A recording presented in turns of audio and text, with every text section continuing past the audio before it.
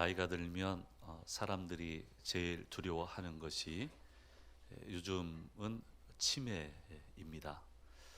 치매 환자를 통계적으로 분류를 할 때 65세 이상을 기준을 하는데요. 우리나라는 10분 중에 한 분이 치매 환자로 분류가 되고 있고요.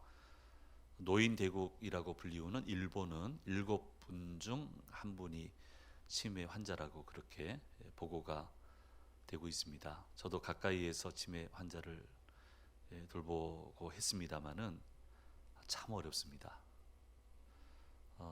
묵잖아요. 기간에 이렇게 집에서 안 되니까 이렇게 모시고 가면은 묵게 되거든요. 근데 참 가슴 아프고 안 묵었으면 싶은데 방법이 없다는 걸 아니까, 저거 외에는 방법이 없으니까. 그래서 참 가슴이 아프고요. 답답한 것은 연구를 해도 별로 나아지는 게 없습니다. 알츠하이머는 이제 뇌 변형인데 이거는 현재도 답이 없는 것 같고요. 그 혈관형 그 치매 같은 경우는 이제 혈관을 깨끗하게 하면 된다라고 이제 많은 예방 이야기를 하는데요.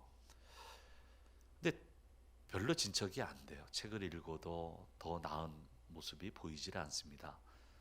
참 안타깝습니다.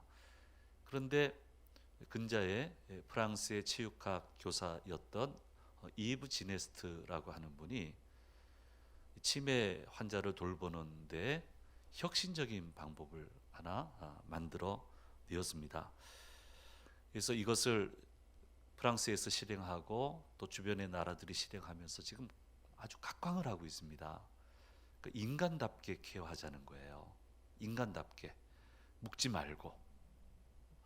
그래서 휴머니튜드라고 하는 방법을 창안을 해냈는데 여기 네 가지 원리가 보고 말하고 만지고 서게 한다는 거예요.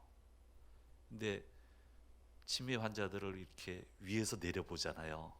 그럼 안 된다는 거예요. 치매 환자는 이제 시야가 극도로 좁아져 있기 때문에 옆에서 얘기해도 안 되고 뒤에서 얘기해도 안 되고 바로 앞에서 얘기해야 되는데 그 사람의 눈높이에 맞춰서 숙이고 얼굴을 서로 보고 말을 걸고 그 다음에 만지고 그러면은 놀랍게도 그 병투약 하는데 투약이 80%가 줄어드는 그런 결과가 나왔어요. 그리고 누워서 지내던 분이 마지막은 눕거든요. 이것도 뭐 방법이 없습니다. 이게 방법이 없어요. 가슴 아파도. 근데 이분들이 서서 다니는 거예요. 이거를 우리 동양에서는 일본이 먼저 도입을 해서 그 성공적으로 정착을 지금 시켜 나가고 있는데 참 대단합니다. 이게 안 묶으니까 골절 환자가 나왔어요. 근데 가족들이 너무 좋은 거예요. 자기들도 방법이 없어서 그런 거잖아요. 그러니까 고소 안 할 테니까 해보시라고 그렇게 계속 우리 절대로 괜찮으니까 절대로 고소 안 할 테니까 계속 하면 좋겠다 해가지고 계속 개선책을 만들어내고 해서 이 병실에서 관리가 안 되는 분들은 간호사실 앞으로 다 이렇게 모이게 하더라고요. 그러니까 눈에 보이잖아요. 늘 보던 사람들이. 그러니까 안정이 되고요. 그 이상 되시는 분들은 아예 간호사실 쪽에 안에 모시고 들어와서 지나가면서 얼굴 마주보면서 안녕하세요 하고 지나가고 하니까 이게 굉장히 좋아지고요. 일어서더라는 거예요. 우리나라에도 지금 올해 전반기에 인천 지역에서 지금 시범 도입을 하고 있습니다.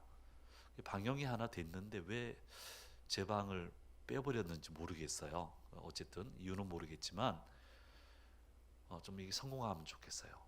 우리가 오해하는 게요. 이거 생각도 못했잖아요. 안 묻고도 된다는 건 생각을 못했어요. 내 이걸 좀 더 일찍 알았으면 그런 마음이 있고요. 또 우리가 잘못 아는 것 중에 하나는 분명히 그렇게 저희들한테 가르쳤어요. 치매 환자는 그 옛날에 머물러 있는데 본인은 행복하다. 그 주변 사람들이 힘든 거지 본인은 행복하다. 그렇게 우리 배웠어요. 들었고요. 그래서 저도 교인들한테 얘기했어요. 본인은 행복하다고 걱정 말라고. 그 완전 제가 잘못했어요. 아니라는 거예요. 행복하지 않다는 거예요. 불안하고 두렵고 무섭다는 거예요. 너무너무 무섭다는 거예요.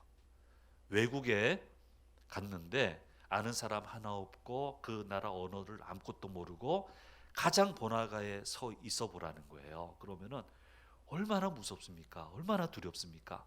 치매 환자가 그와 같다는 거예요. 그래서 본인이 생각하는 가장 안전한 그 시기로 돌아간다는 거예요. 근데 우리는 어떻게 합니까? 아, 왜 그러시냐고 도대체. 왜 그러세요? 아이, 엄마, 아빠 왜 그러세요? 하면서 자꾸 현재로 데려오려고 하는 거예요. 현재는 이미 잊어버리는데. 치매의 특징은 현재는 잃어버리거든요. 단기 기억은 잊어버리거든요. 가장 안전한 곳에 지금 가 있는데 억지로 끄집어내고 그거 아니라는 거예요. 그래서 그 분의 그 시대로 돌아가서 같이 돌아가서 눈을 맞추고 보고 말을 하고 만져드리고 하면은 서게 되더라 라고 하는 그런 이야기입니다. 너무너무 어려운 난제였는데요. 의외로 간단한 데서부터 풀렸습니다. 눈높이를 맞춤과 존중해서 이 난제를 풀어 나갔습니다. 눈높이를 맞춘다, 존중한다. 성경의 얘기입니다. 성탄절은 어떤 날입니까? 예수님이 하나님이 우리와 눈높이를 맞춘 날이에요. 이곳에 오셨어요. 이 땅에 오셨어요. 그리고 우리를 존중해 주셨어요. 거기서부터 구원이 임하게 됐잖아요. 성경대로예요. 주님 말씀하신 대로예요. 주님은 모두를 존중하시고 모두를 사랑하십니다.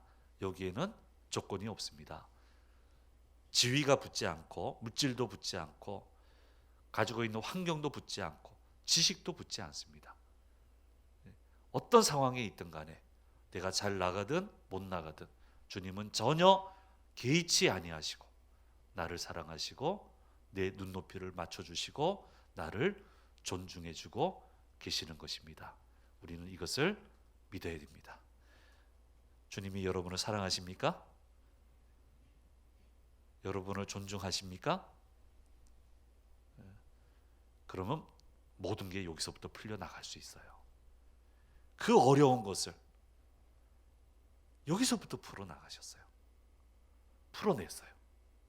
성경대로입니다. 그러므로 우리는 주의 말씀을 신뢰해야 됩니다. 말씀이 통하지 않는다 생각하면 안 되고 말씀대로 하면 안 된다는 생각 절대로 하면 안 되고 말씀대로 가야만 모든 것이 풀려지고 모든 길을 성공적으로 갈 수 있다는 믿음의 확신을 가져야 되는 것입니다. 그런데 이 확신을 오랫동안 가져야 됩니다. 오랫동안입니다. 무엇이든지 오랫동안 하는 게 중요한데 그러나 그렇다고 해서 아무거나 오래 하면 안 됩니다. 그래서 오래 해야 될 것과 오래 해서는 안 될 것을 잘 구분을 해야 되는데 우리가 오래 해야 될 게 무엇입니까? 예수님 바라보는 거. 오랫동안 바라봐야 돼요. 예수님 손 붙들고 걸어가는 거 그건 오랫동안 해야 되는 거예요. 12월은 만왕의 왕으로 예수님이 오신 달입니다. 하필이면 예수님은 가장 어려울 때 오셨어요. 헤롯 대왕이 통치를 하는데 기원전 47년에 팔레스틴 지역의 전투에서 승리한 그 공을 인정받아서 총독이 됐고요. 그 이후 7년간 로마에 얼마나 잘 보였으면 왕이 됐습니다. 이후 36년을 통치를 하는데 굉장히 똑똑합니다. 잘 다스렸어요. 왕으로 능력이 있어요. 그러나 그는 잔인했어요. 권력지향적인 사람입니다. 자신의 권력에 해가 되는 것은 용납하지 않았습니다. 심지어 자기 아들들조차도 살해버리고 마는 그런 모습을 보이는 그런 왕이었습니다. 하필 이때 오셨어요. 다른 때 오시면 좋은데. 그러니까 나시자마자 애굽으로 도망가시잖아요. 그리고 이에 격분한 헤롯은 동방박사 세 사람이 자기한테 온 그때를 생각해서 2살 이하의 아이들은 모조리 죽여버리고 맙니다. 오늘 13절에서 15절 말씀에서 그 내용을 자세하게 설명을 하고 있습니다. 같이 읽습니다. 그들이 떠난 후에 주의 사자가 요셉에게 현몽하여 이르되 헤롯이 아기를 찾아 죽이려 하니 일어나 아기와 그의 어머니를 데리고 애굽으로 피하여 내가 내게 이르기까지 거기 있으라 하시니 요셉이 일어나서 밤에 아기와 그의 어머니를 데리고 애굽으로 떠나가 헤롯이 죽기까지 거기 있었으니 이는 주께서 선지자들을 통하여 말씀하신 바 애굽으로부터 내 아들을 불렀다 함을 이루려 하심이라. 15절 말씀이 굉장히 중요해요. 굉장히 험난한 일이 일어나는데 선지자들을 통하여 하신 말씀을 이루려고 하셨다.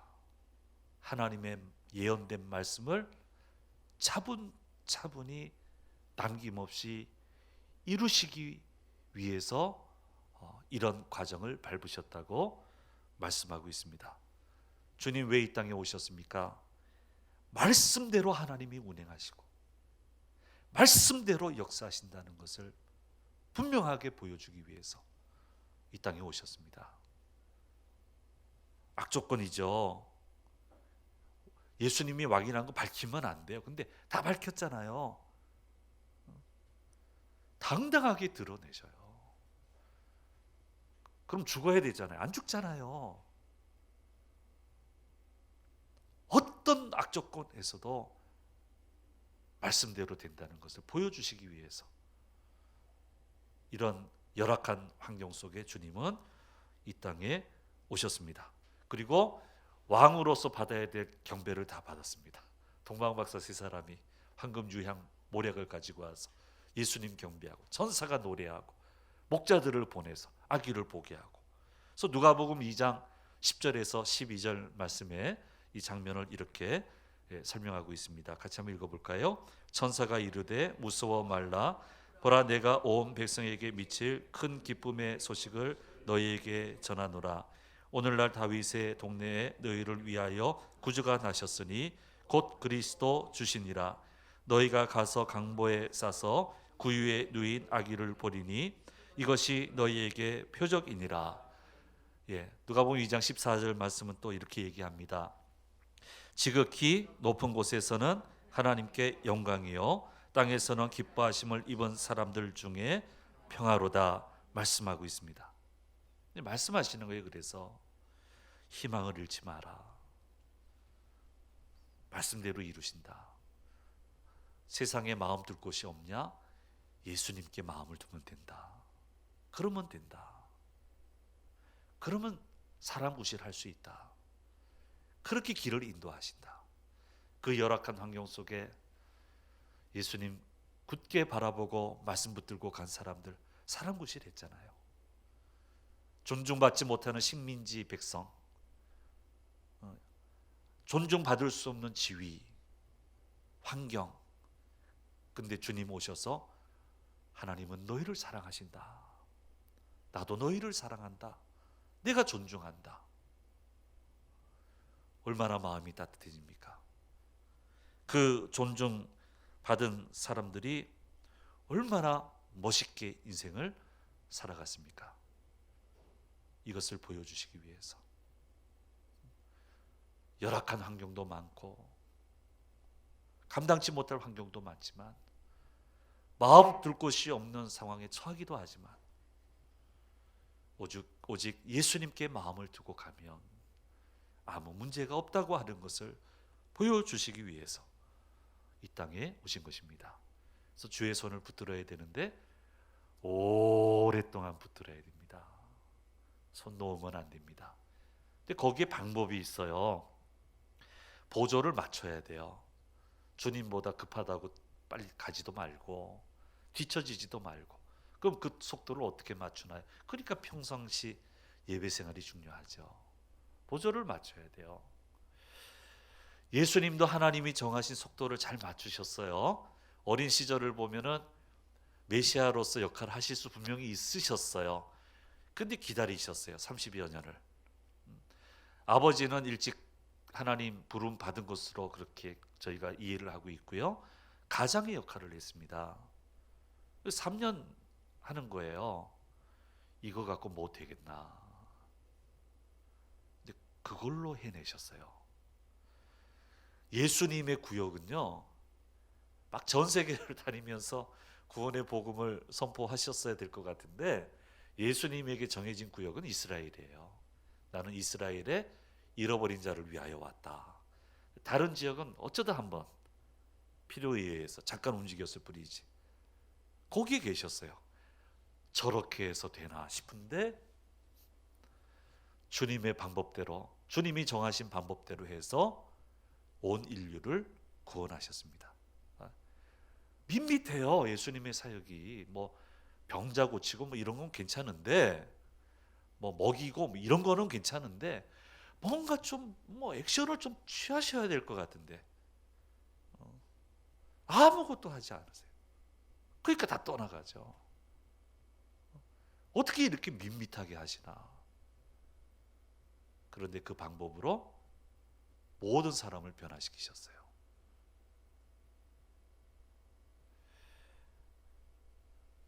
주님과 보조를 맞춰 가야 됩니다. 여기 이제 신학적인 질문이 있을 수 있습니다. 예수님 하나님이신데 왜 이렇게 이렇게 하늘 아버지의 뜻을 따라 가셔야 되느냐? 신학적으로는요, 어떻게 해석을 하냐면 한계가 있는 세계 속으로 들어오셨어요. 그러니까 여기가 지금 한계가 있는 거예요. 그러니까 우리 성부 하나님의 복종과 순종으로 이 한계를 극복을 하시고 이제 원래의 자리로 돌아가신 것으로 그렇게 이해를 합니다. 눈높이를 맞춰주신 거예요. 왜 안 됩니까? 그게 늦습니까? 안 되는 길로 인도하십니까? 그렇지 않습니다. 그래서 주님과 보조를 맞춰 갈 때 걱정하지 말고 보조를 맞춰 가면 반드시 이룰 수 있다고 하는 것을, 그 희망을 보여주시기 위해서 주님은 이 땅에 오신 것입니다. 그러면 주님의 길이 말씀의 길을 천천히 찬찬히 따라가고 보조를 맞추면서 살아간다는 것은 무엇을 의미합니까? 첫째는 승리를 얻을 수 있도록 하나하나 다듬어져 간다는 것을 의미합니다. 승리는 쉽지 않습니다. 온갖 위험이 도사리고 있고요. 온갖 위협이 있습니다. 예수님 겪으셨던 것처럼 말입니다. 그래서 우리는 역량이 안 돼요.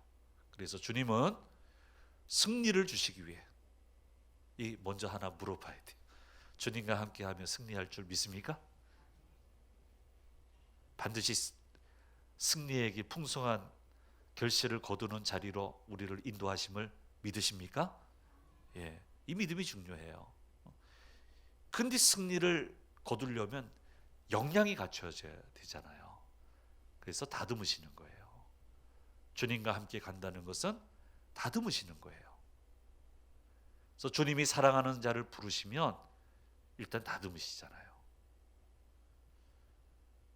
쉽지 않습니다. 재미없습니다. 그래도 튕겨나가면 안 됩니다. 그 자리에 있어야 됩니다.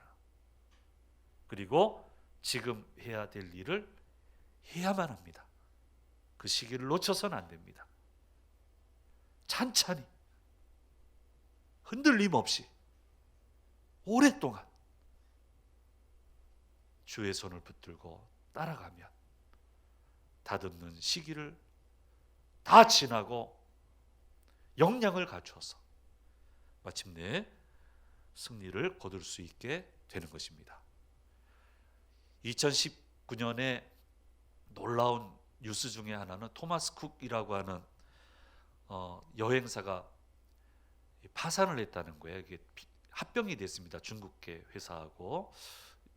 이 회사는 제가 잘 모르는데 대단하더라고요. 빅토리아 여왕 시대인 1841년도에 설립이 돼서요.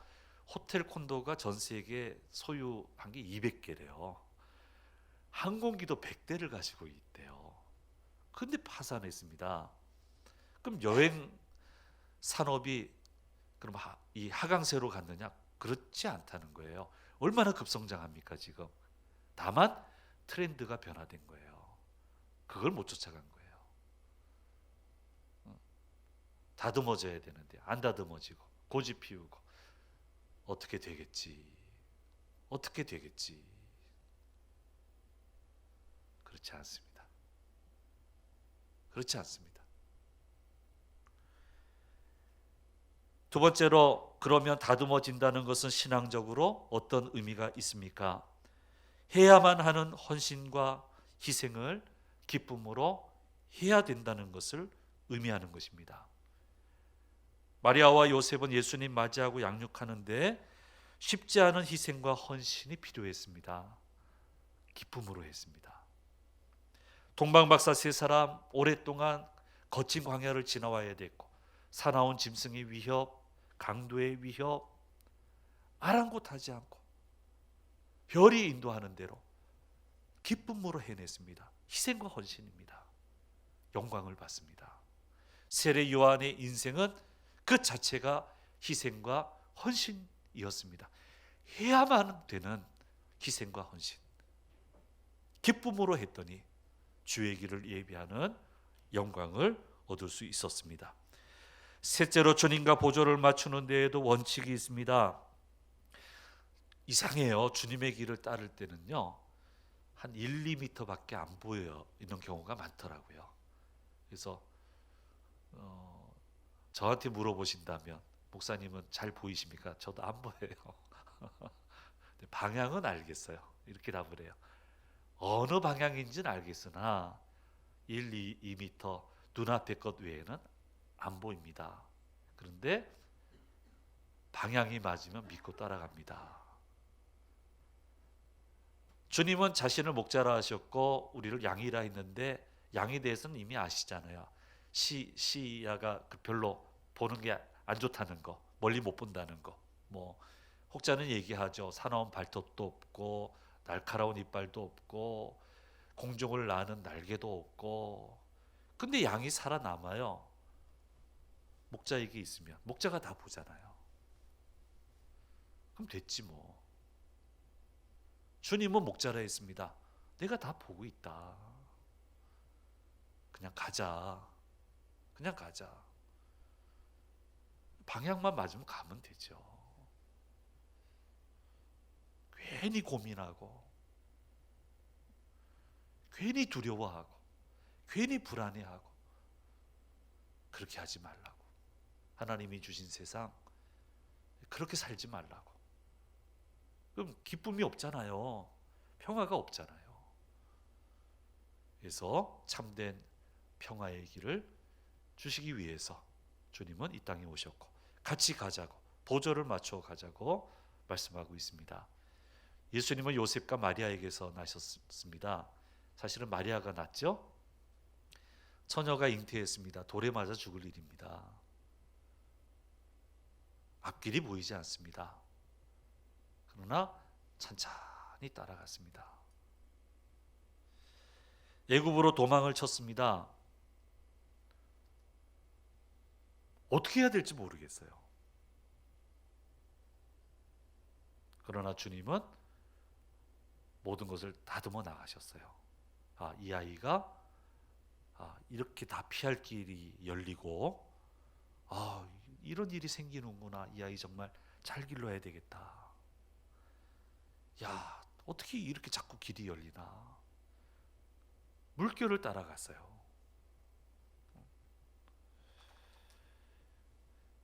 두려워하지 마십시오. 그렇게 살면 안 됩니다. 믿음으로 살아야 됩니다. 믿음으로. 주님이 보시면 돼요. 다 보고 계셔요. 믿으시죠? 다 보고 계셔요.